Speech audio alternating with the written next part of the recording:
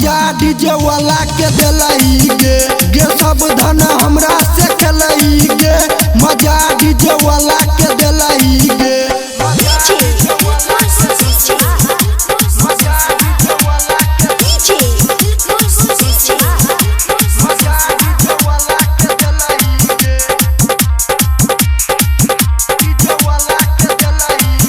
एक गोबिन पन चैने दूगो साप गे छोरा को दे हमरा